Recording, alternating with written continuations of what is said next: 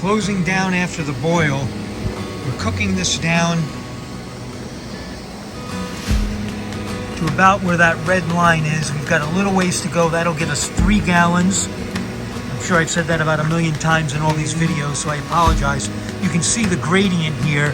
That's all that sap that's starting to turn to syrup. That's all the sugar and a nice deep color.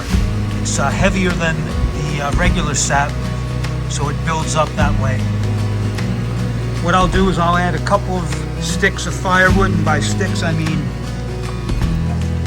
pieces of pine about this size, maybe smaller, just to maintain that boil. And you see we have very little wood in there compared to what we normally use. These bricks are going to hold their temperature. You could easily scorch your pan with no coals in there and just these bricks. This Dauntless holds its heat very well. It's got tons of insulation, so you've got to be really careful at this point that we don't scorch the pan. We've got our syrup in our pot, and we've got a basic propane turkey fryer like most of you folks out there are using. As we boil this down to get the right consistency, it's always a good idea to use a ladle and check and see how that flows off your ladle or spoon. This looks like it's just about ready. We'll grab our testing cup and a hydrometer, and we're going to give it a hot test. That should be about 211 degrees as far as the syrup temperature goes, that red line. 59 bricks is what we're looking for. This is coming in a little bit thick. It's about 61 bricks. So there's too much sugar in this syrup. What this means is that the syrup is thick. That red line floats too high. We've got to thin it out so the red line sinks to the level of the maple syrup. So what we'll need to do is add some distilled water, and that syrup consistency will be just about perfect. Again, plus or minus for us is fine. We're not selling it. It's good syrup either way. How I have this set up is I've got hot water in this mason jar. This way, if I have to go back and retest, I can clean off the hydrometer and as well clean off the candy thermometer. This is not filtered syrup. The way I do it is I take this syrup, I put it into a jar, I let it settle naturally. We're bringing it above 185 degrees, so that niter is going to reform. If you filter your syrup, when you get to this point, you don't want to have it any higher than 185, 190, because that's when the niter will reform and you're going to have to refilter. So stick around. At the end of the video, I'll show you what the syrup looks like after a few days of settling and clarifying on its own. And that's what you're looking for. That 59 is right on the level of the syrup.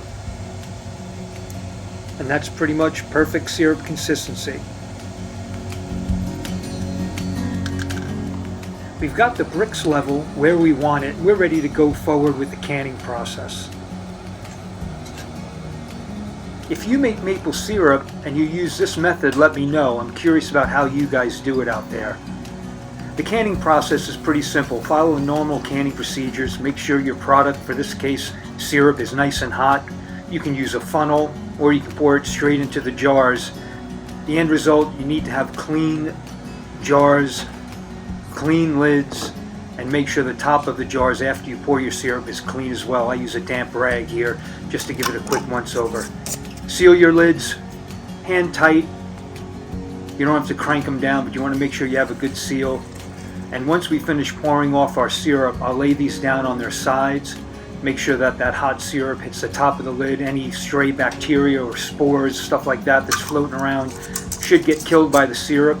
And that's why you can sit these on your shelf for ages and they won't go bad. Now this last one, I didn't fill it all the way to the top. A lot of people won't let that happen and they'll repack it in a smaller jar. I've had great success this way. As long as your syrup is nice and hot. I've got a number of these sitting on my shelves with a pretty big air gap, and they hold up well. Never had one go bad, so use it at your discretion, to each his own. These lids, well, I've got a bunch of different styles and varieties, and sometimes they don't match, so be careful. If they don't match, either get rid of them or switch them out. You don't want to spoil your syrup on the shelf or spill it all over your counter. Here's what the cans look like after they've been packed. The one on the left has been clarifying for 46 days, the other 24 days. Hey, if you guys like the content I'm giving you, please give me a quick like. I've also got another video coming up on how we actually pack this clarified syrup and shut down the evaporator.